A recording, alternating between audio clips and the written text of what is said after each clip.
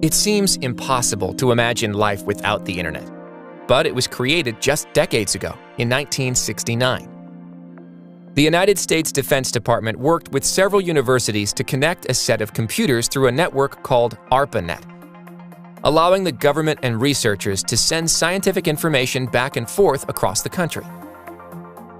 These first users mostly knew and trusted each other, but over the years, with the advent of personal computers, individuals outside the research community started joining the network.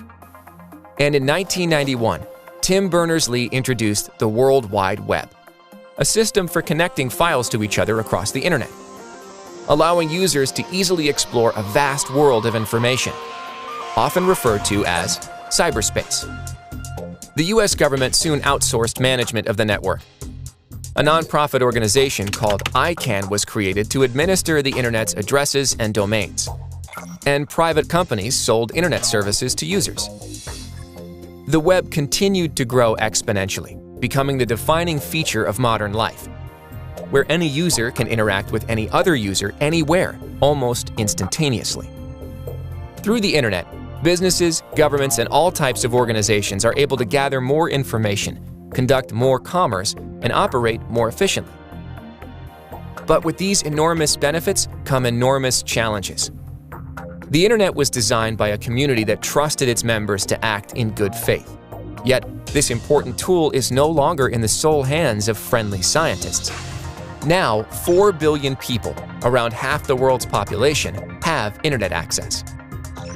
The very connections that make our lives easier also expose us to a world of danger.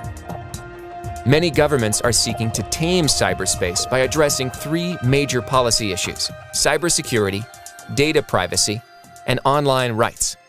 Cybersecurity is about building protection against the threats that lurk in cyberspace.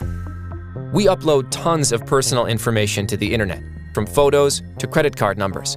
And companies and governments keep intellectual property and top-secret information online too. But the internet connects all of us, and some people use it to access our information without permission. This is called hacking. Hackers often steal banking information or hold computer systems hostage for financial gain. But hacking isn't just a criminal enterprise. Hackers can also work on behalf of governments to conduct cyber espionage, stealing other countries' sensitive information for economic and military advantage.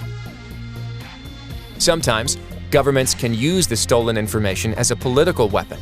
For example, Russian agents hacked the US Democratic National Committee in order to interfere with the 2016 presidential election. Hackers can also conduct cyber attacks, disrupting or destroying other countries' computer systems, even potentially causing catastrophic damage in real life. The first such attack was reportedly conducted by the United States and Israel in 2008, when they used the Stuxnet computer virus to destroy 1/5 of Iran's nuclear centrifuges. Unlike traditional warfare, there's no international consensus about how governments should and should not act in cyberspace. While some countries, like the United States, may call for others to act responsibly, they resist agreeing to any rules that limit their own cyber capabilities.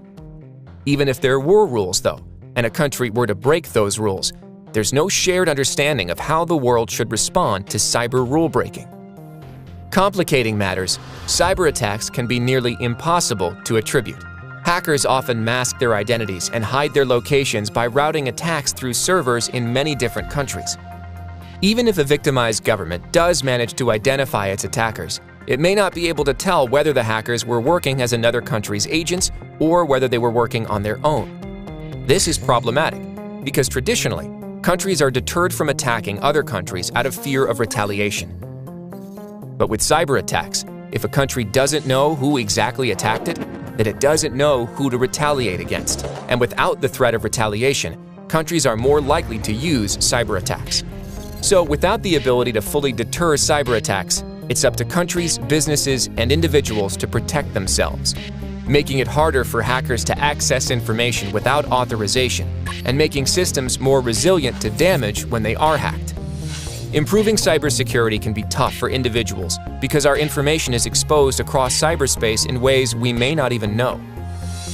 It's a matter of data privacy, the degree to which a person controls the information they share online. You may think that you're being careful with your information, but you could be sharing it without realizing. When we visit websites, we often allow them to collect data about our age, location, activities, and much more. The companies behind those websites can sell that information and create targeted ads that follow us around the internet. And if the information is stolen, those companies have little obligation to inform us. Data privacy advocates are trying to protect our information online, but there's no global agreement as to how it should be done. Controlling how digital information is shared is not just a concern for individuals. It's also the focus of certain countries that don't value online rights, the concept that everyone should have the right to full internet access. Some governments, like China, advocate for cyber sovereignty, arguing that their borders apply to cyberspace and they should be able to control how people and businesses use the internet within their territory. The United States and its allies disagree with this approach. They support internet freedom, the concept that everyone should be free to express themselves and interact with anyone else, anywhere online, allowing for new ideas to spread freely. Amid the global disagreement, technological innovation continues to accelerate at a tremendous speed. Billions of items are getting connected to cyberspace, from cars to kitchen appliances, even surfboards, forming an ever-growing Internet of Things. This new era of connectivity underscores the need for international arrangements that would encourage responsible cyber practices and discourage harmful ones. Ideally, these arrangements would persuade governments to act responsibly and do all in their power to stop individuals, companies, and other countries from breaking the cyber rules within their territory. But we're nowhere close to establishing such arrangements, and they'll only get harder to achieve as our lives become increasingly tangled with the internet, as the threats from cyberspace put our world in greater danger.